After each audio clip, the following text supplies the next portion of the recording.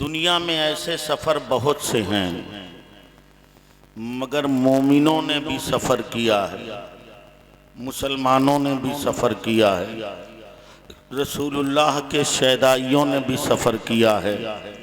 اسلام پنپا ہے عرب کی دھرتی پر، پیدا ہوا ہے عرب کی دھرتی پر۔ عرب جغرافیائی اعتبار سے پتھریلی زمین ہے، ریگستانی زمین ہے، وہاں شادابیاں نہیں ہیں، نزہتیں نہیں ہیں، رانائیاں نہیں ہیں، لالازار نہیں ہیں، مرغزار نہیں ہیں، آبشار نہیں ہیں، شاندار پہاڑ نہیں ہیں، وہ ایک خشک زمین ہے۔ وہاں رسول اللہ نے اللہ کی وحدانیت کا پیغام دیا، اسلام کو پھیلایا، مسلمانوں نے دین قبول کیا، مذہب اسلام کو اپنایا، اور پھر ایک مدت کے بعد مسلمان جب صحرائے عرب سے نکلا ہے تو عموماً طریقہ یہ ہے کہ ایک انسان جب دوسری جگہ ترقی سیر کر کے جاتا ہے، سفر کر کے جاتا ہے، وہاں سکونت اختیار کرتا ہے، تو بھدوہی کا رہنے والا، گوپی گنج کا رہنے والا اگر بامبے پہنچتا ہے تو وہاں کی تہذیب اپنا لیتا ہے، وہاں کا تمدن اپنا لیتا ہے، وہاں کی بول چال اپنا لیتا ہے، وہاں کا پہننا اوڑھنا اپنا لیتا ہے، وہاں کا لباس پہننے لگتا ہے۔ میرے عزیز، میں عرض کرنا چاہوں گا، یہ ہمارا عام سفر ہے کہ ہم جہاں جاتے ہیں وہاں کی تہذیب اپناتے ہیں، وہاں کا تمدن اپناتے ہیں، وہاں کا لباس اپناتے ہیں، وہاں کا رہن سہن اپناتے ہیں۔ مگر ایک مسلمان ہے، جب مسلمان نے سفر کیا ہے، صحرائے عرب سے وہ نکلا ہے، فلسطین کی دھرتی پر پہنچا ہے، ہونا تو یہ چاہیے تھا کہ عرب میں رہنے والا، سنگلاخ وادیوں میں رہنے والا، وادی غیر ذی زرع میں رہنے والا، ریگستان میں رہنے والا عرب جب فلسطین پہنچا تھا تو فلسطین دو آبے کی زمین ہے، فلسطین نزہتوں کی زمین ہے، فلسطین گلشتانوں کی زمین ہے، فلسطین بوستانوں کی زمین ہے۔ ہونا یہ چاہیے تھا کہ مسلمان عرب سے نکل کر فلسطین جاتا تو فلسطین کی تہذیب میں گم ہو جاتا، فلسطین کا تمدن اپناتا، فلسطین کی تہذیب اپناتا، مگر تاریخ گواہ ہے مسلمان عرب سے نکلا ہے، فلسطین کی دھرتی پر گیا ہے، وہاں کے حسن نے آواز دی ہے، وہاں کی نزہتوں نے آواز دی ہے، وہاں کی تہذیب نے آواز دی ہے، آ مجھے اپنا۔ مگر رسول اللہ کے شیدائیوں نے وہاں کے حسن کو ٹھوکر ماری ہے اور اسی تہذیب کو اپنایا ہے جو محمد عربی نے انہیں عطا کیا ہے، جو پیغمبر اسلام نے انہیں عطا کیا ہے۔ وہاں سے سفر کرتا ہے، یونان کی دھرتی پر جاتا ہے، یونان حکمت کی سرزمین ہے، فلسفے کی سرزمین ہے، وہاں ارسطو کی سرزمین ہے، افلاطون کی سرزمین ہے، ابو علی سینا کی سرزمین ہے، وہاں کا اپنا تمدن ہے، وہاں کی اپنی تہذیب ہے۔ مگر جب مسلمان یونان پہنچا ہے، وہاں کی تہذیب نے آواز دی ہوگی، وہاں کے تمدن نے پکارا ہوگا، چھوڑ دے عرب کی تہذیب کو، چھوڑ دے عرب کے تمدن کو، میری تہذیب اپنا لے، میرا تمدن اپنا لے۔ مگر یہ رسول اللہ کا دیوانہ ہے، یونان پہنچا ہے تو وہ لباس پہن کے پہنچا ہے جو محمد عربی نے عطا کیا ہے، مختار کائنات نے عطا کیا ہے، عبادت کا وہی طریقہ لے کے پہنچا ہے جو مختار دو عالم نے انہیں عطا کیا پہنچا ہے۔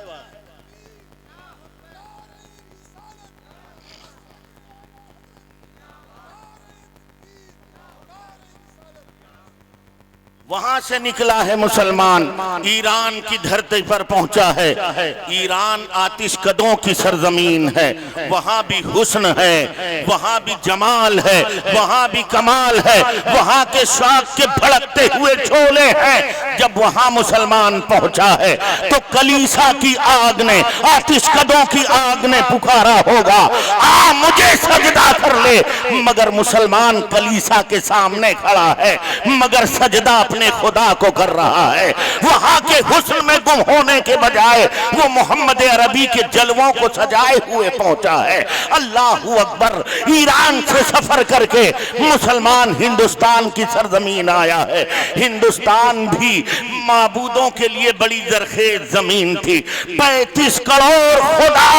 یہاں اپنی عبادت مانگ رہے تھے۔ عالم یہ تھا کہ ہندوستان میں ہر طاقتور چیز کو سجدہ کیا جاتا تھا، کبھی سورج کو سجدہ کیا جا رہا ہے، کبھی چاند کو سجدہ کیا جا رہا ہے، کبھی طاقتور پیڑ کو سجدہ کیا جا رہا ہے، کبھی سر پٹکتی دریا کی موجوں کو سجدہ کیا جا رہا ہے، مگر اللہ اکبر کبیرہ ہر چیز سجدہ مانگ رہی ہے۔ پہاڑ سجدہ مانگ رہے ہیں، دریا سجدہ مانگ رہے ہیں، پیڑ سجدہ مانگ رہے ہیں، ہر طاقتور چیز سجدہ مانگ رہی ہے۔ مسلمانوں کا قافلہ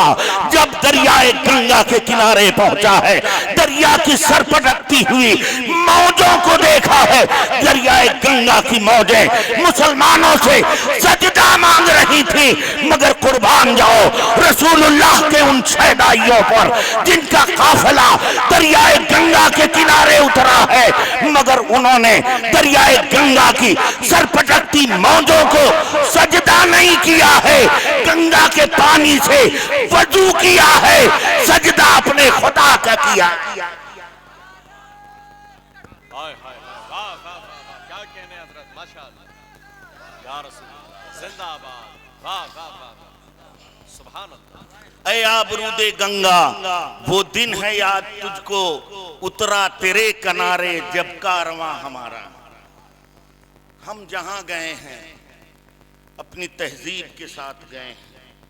اپنے تمدن کے ساتھ گئے ہیں، اپنے تشخص کے ساتھ گئے ہیں، اپنی ایڈنٹی کے ساتھ گئے ہیں، اپنے شعار کے ساتھ گئے ہیں، اپنی علامتوں کے ساتھ گئے ہیں، اس قانون کے ساتھ گئے ہیں جو مصطفیٰ نے عطا کیا ہے، اس نظام کے ساتھ گئے ہیں جو مصطفیٰ نے عطا کیا ہے، وہ شریعت لے کے گئے ہیں جو مصطفیٰ نے عطا کیا ہے، وہ قانون لے کے گئے ہیں جو نظام مصطفیٰ ہے اور قانون خدا ہے،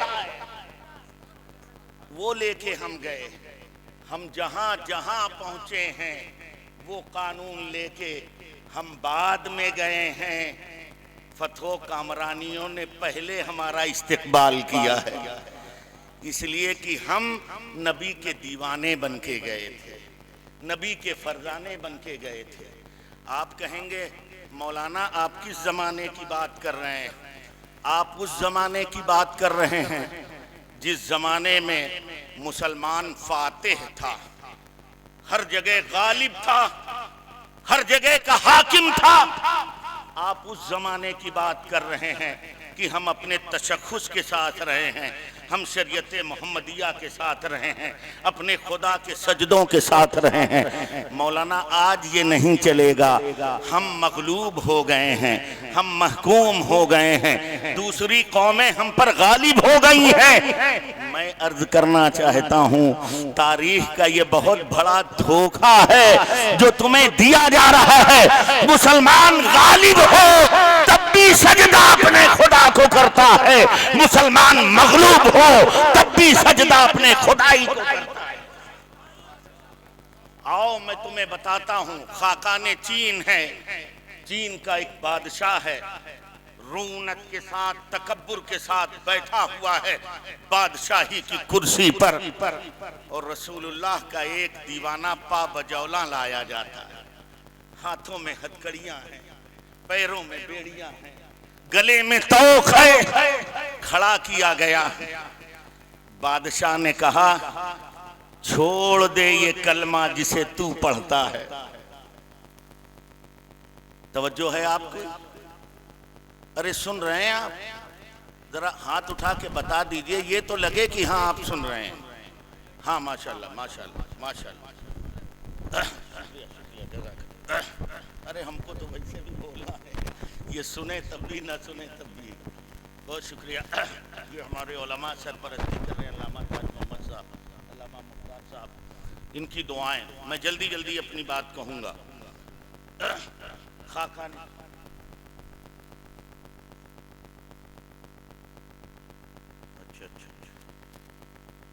اچھا چلیے کرم فرمایا